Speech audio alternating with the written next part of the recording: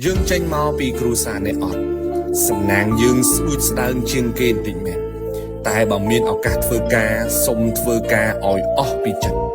ទីមួយកុំបោះចោលការខំប្រឹងយើងកើតមកចំគ្រួសារនេះអត់មែនសំណាងយើងមានអត់ច្រើនទេហើយបើសិនជាយើងអត់ខំប្រឹងទៀតអានឹងគឺជាសួយធំមែនតើនៅក្នុងជីវិតរបស់យើងចេញពីគ្រួសារនេះអត់តែកុំបោះចោលការខំប្រឹងរបស់យើងឲ្យសោះគ្រូខ្ញុំក៏ផ្ដាំថាភ្លៀងនៅលើដបូលផ្ទះអ្នកមានភ្លៀងនោះក៏ធ្លាក់លើដបូលផ្ទះយើងដែរដបូលគេធំទឹកផ្ទះគេបបោគេមិនត្រង់ក៏បានដែរ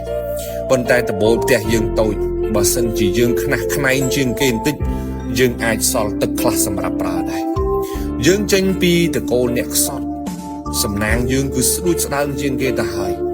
ឱកាសយើងក៏តិចតួចជាងគេដែរប៉ុន្តែបើយើងផ្ដេកផ្ដួលមិនចាប់យកឱកាសតូចទាំងអស់នឹងយើងអត់ខ្វល់ជាមួយវាទៀតអានឹងសំណាងយើងវារត់តែខើយទៅទៀតឬក៏លែងមានក៏ថាបានយើងខ្សត់ទ្រព្យតែកុំឲ្យខ្សត់ការខិតខំប្រឹងប្រែងឲ្យសោះទី2កុំបោះចោលគំនិតវិជ្ជមានរបស់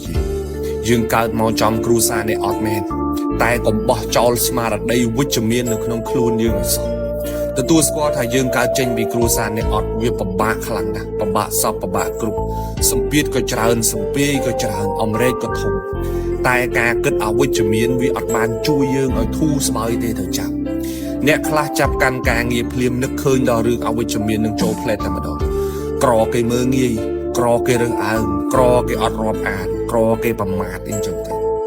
មានឱកាសធ្វើការហើយខិតខំប្រឹងប្រែងលើការងាររបស់យើងសិនកុំទាន់គិតលើរឿងទាំងអស់ហ្នឹងពេលខ្លះយើងធ្វើបានល្អពេលខ្លះយើងអាចធ្វើបាន 100% ប៉ុន្តែដោយសារតែការគិតវិជ្ជមានការគិតមិនល្អរបស់យើងហ្នឹងវាបែរជាបំភ័យយើងទៅវិញហើយពេលខ្លះគេអាចបានធ្វើអីយើងទេគឺភាពអវិជ្ជមាននៅក្នុងខ្លួនយើងវានឹងឯងដែលវាបំផ្លាញយើងខ្សត់ឱកាសហើយឱកាសយើងមានតិចតួចណាស់